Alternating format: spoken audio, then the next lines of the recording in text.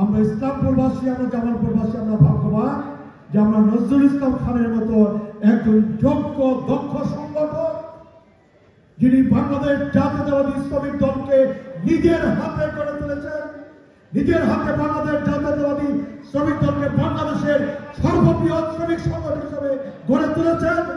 একই সাথে বাংলাদেশ জাতীয়তাবাদী দল বিএনপিকেও রাজনীতি দিয়ে, সাংগঠনিক মেধা দিয়ে, দক্ষতা দিয়ে, যোগ্যতা দিয়ে বাংলাদেশ জাতীয়তাবাদী দল বিএনপিকেও উনি আপনার গড়ে তুলেছেন। শহীদ প্রেসিডেন্ট জিয়াউর রহমানের নেতৃত্বে, বেগম খালেদা জিয়ার নেতৃত্বে, জনাব তারেক রহমানের নেতৃত্বে। আমরা আশা করি জনাব নজরুল ইসলাম খানকে যে সম্মান দেওয়া হয়েছে, এর চেয়েও বড় সম্মান নজরুল ইসলাম খানের প্রাপ্য ছিল, কিন্তু তারপরও যে সম্মান দেওয়া হয়েছে আমরা জামালপুরবাসী কৃতজ্ঞ, আমরা ইসলামপুরবাসী কৃতজ্ঞ, মেলান্দবাসী আমরা কৃতজ্ঞ। আমরা আশা করি নজরুল ভাই হচ্ছেন আমাদের জামালপুরের অভিভাবক। তাকে সামনে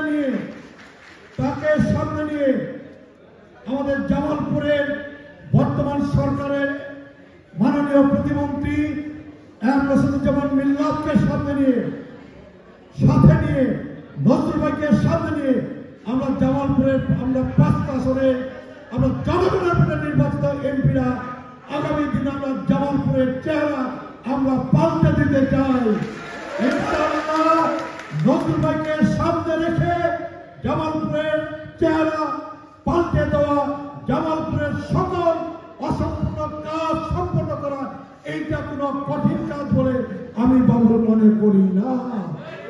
আমরা সকলেই নজরুল ভাইকে সামনে রেখে আমরা সকলেই বিএনপির পতাকা তলে আমরা সকলেই ঐক্যবদ্ধ থাকবো, সংঘবদ্ধ থাকবো এবং জনগণকে সাথে রেখে, জনগণকে পাশে রেখে, জনগণের সমর্থনটাকে ক্ষতিগ্রস্ত না করে দলের ভাবমূর্তি, দলের সম্মানকে অক্ষুণ্ণ রেখে আগামী দিনে নজরুল ভাইকে সামনে নিয়ে আমরা জামালপুরে আমরা বহুদূর পর্যন্ত এগিয়ে যাব, সেই আশা পোষণ করে জনাব সুলতান মাহমুদ বাবুকে ধন্যবাদ।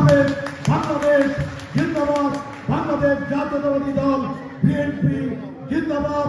আমাদের প্রিয় নেতা বাংলাদেশের প্রধানমন্ত্রী জনাব তারেক রহমান জিন্দাবাদ। আমাদের প্রয়াত নেত্রী দেশনেত্রী বেগম খালেদা জিয়া অমর হোক।